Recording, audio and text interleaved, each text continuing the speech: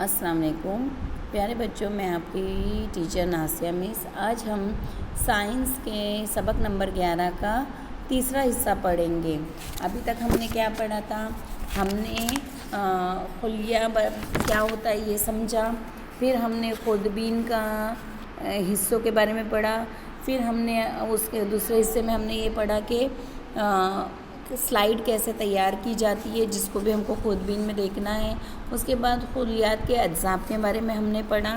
اب ہم یہاں پر آگے دیکھیں گے کہ جو ہم مشاہدہ جب کرتے ہیں خلیے کا تو اس میں کیا کیا ہوتا ہے۔ دیکھو یہاں پر بتایا ہے، یہ پیلے باکس میں دکھایا ہے، ہم اس کو پڑھ لیتے ہیں۔ خلوی دیوار، خلوی دیوار کسے کہتے ہیں؟ تو خلوی دیوار کا خلیے کا سب سے بیرونی غلاف ہے، یہ صرف نباتی خلیے میں ہی پایا جاتا ہے۔ مطلب خلوی دیوار جو ہوتی ہے وہ نباتی خلیے میں پائی جاتی ہے، حیوانی خلیے میں خلیے دیوار نہیں پائی جاتی ہے۔ آپ کو دھیان رکھنا ہے، یہ امپورٹنٹ چیز ہے کہ جو خلوی دیوار ہوتی ہے صرف نباتی یعنی نباتات کا جب ہم خلیہ دیکھیں گے تو اس میں خلوی دیوار ہم کو نظر آئے گی۔ جب ہم نباتات کے خلیہ کا مشاہدہ کریں گے تو اس میں ہم کو خلوی دیوار نظر نہیں آئے گی۔ پھر اس کے اندر کیا ہوتا ہے؟ خلیے کے اندر خلوی جھلی۔ خلوی جھلی ایک پتلا غلاف ہے جو بے حد نازک لچکدار ہوتا ہے، یہ حیوانی خلیے کا سب سے بیرونی غلاف ہے۔ اب دیکھو نباتی خلیے میں تو سب سے بیرونی حصہ کون سا ہوتا ہے؟ خلیے کا دیوار، خلوی دیوار۔ لیکن جو حیوانی خلیہ ہوتا ہے اس میں سب سے باہری حصہ یا بیرونی حصہ کون سا ہوتا ہے؟ خلوی غلاف ہوتا ہے، جو ایک پتلا سا کور یا غلاف ہوتا ہے جو بہت ہی نازک اور لچکدار ہوتا ہے۔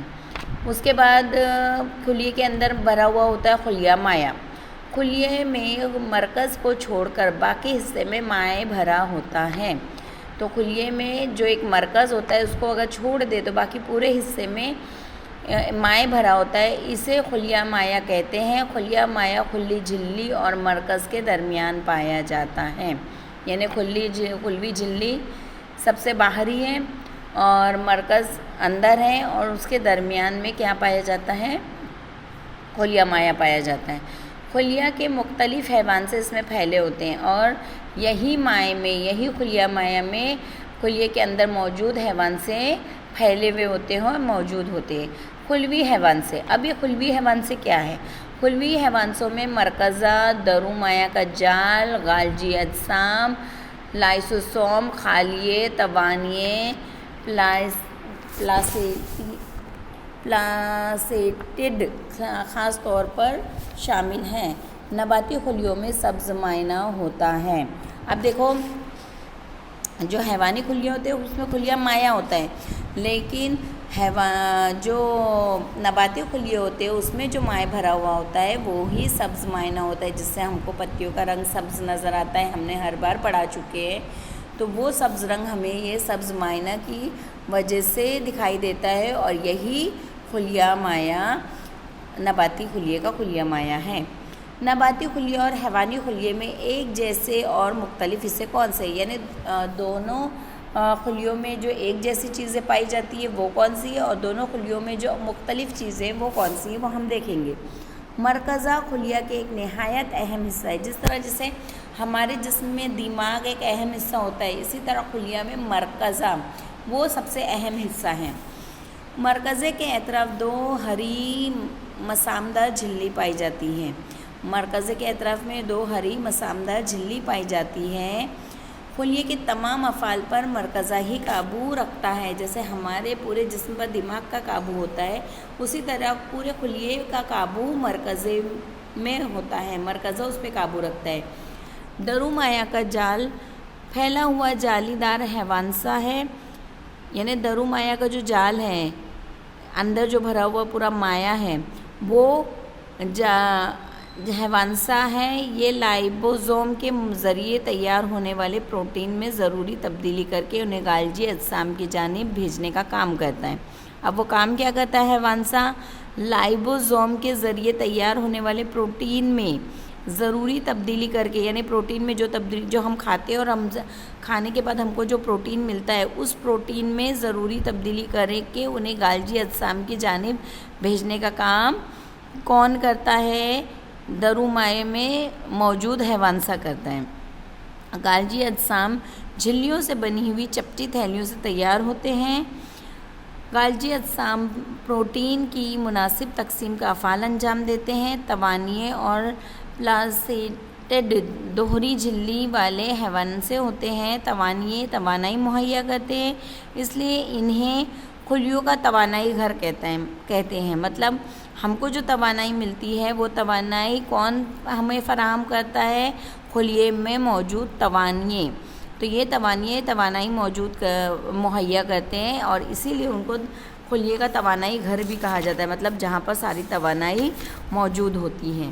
نباتی خلیوں میں سبز مائع شعاعی ترکیب کا فعل انجام دیتا ہے۔ ہم نے اس سے پہلے بھی پڑھ چکے ہیں کہ پتی جو غذا تیار کرتی ہے وہ غذا سورج کی روشنی، آکسیجن اور اس کے ساتھ ساتھ کس کا عمل دخل ہوتا ہے اس میں؟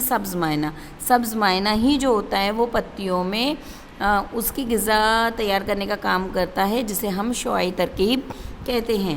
خلیوں کے فاسد مادے خارج کرنے کا کام کرتا ہے۔ خالیہ جو ہوتا ہے وہ خلیوں کے فاسد، اب یہ خلیے میں جو بھی افعال انجام دیے جاتے ہیں اس کے بعد جو فاسد مادے تیار ہوتے ہیں ان کو خارج کرنے کا کام خالیہ کرتا ہے، یعنی خلیے سے باہر نکالنے کا کام اس کو کون کرتا ہے؟ خالیہ کرتا ہے۔ حیوانی خلیوں میں خالیے چھوٹے چھوٹے ہوتے ہیں، جبکہ نباتی خلیے میں ایک ہی بڑا خالیہ ہوتا ہے۔ یعنی حیوانی خلیوں میں زیادہ خالیے ہوتے ہیں، ایک سے زیادہ چھوٹے چھوٹے ہوتے ہیں، اور نباتی خلیے میں ایک ہی خالیہ ہوتا ہے جو بڑا ہوتا ہے۔ اب ہم دیکھیں گے کہ خوردبینی جاندار کسے کہتے ہیں؟ امیبا، پیرامیشیم، یوگیلنیا، گھونگا، ہاتھی، کبوتر، جراثیم کو جسامت کے لحاظ سے دو گروہ میں ہم تقسیم کرتے ہیں۔ یعنی جو امیبا ہے، پیرامیشیم ہے، یوگیلنیا ہے، یہ خوردبین کے ذریعے دکھائی دیتے ہیں، یہ ہم کو اپنی آنکھوں سے نظر نہیں آتے تو یہ خوردبینی حیوانات کہلائیں گے۔ لیکن گونگا، ہاتھی، کبوتر جو ہم کو آنکھوں سے دکھائی دیتا ہے تو یہ خوردبینی جاندار نہیں کہلائیں گے۔ زمین پر بے شمار جاندار پائے جاتے ہیں، ان میں سے جنہیں ہم خالی آنکھوں سے نہیں دیکھ سکتے انہیں ہم خوردبین کے ذریعے دیکھتے ہیں، اور ایسے ہی جانداروں کو ہم خوردبینی جاندار کہتے ہیں۔ آگے ہم دیکھتے ہیں خوردبینی جانداروں کا وقوع۔ خوردبینی جاندار ہمارے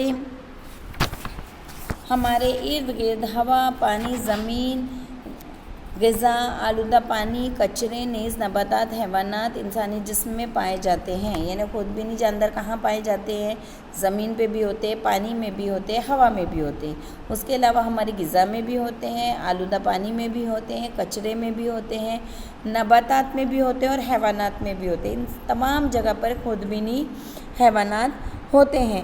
ان میں سے کچھ خوردبینی جاندار تنہا رہتے ہیں، مثلاً امیبا، پیرامیشیم، جبکہ کچھ گروہ میں رہتے ہیں۔ یعنی امیبا، پیرامیشیم یہ ایسے خوردبینی جاندار ہیں جو اکیلے رہتے ہیں، اور کچھ خوردبینی جاندار جو ہیں وہ گروہوں کے ساتھ یعنی گروپ بنا کے رہتے ہیں۔ کچھ خوردبینی جاندار مردہ نباتات اور حیوانات کے باقیات پر زندہ رہتے ہیں۔ خوردبینی جاندار جو ہوتے ہیں اس میں سے کچھ ایسے ہوتے ہیں جو مردہ حیوانات اور نباتات پر زندہ رہتے ہیں۔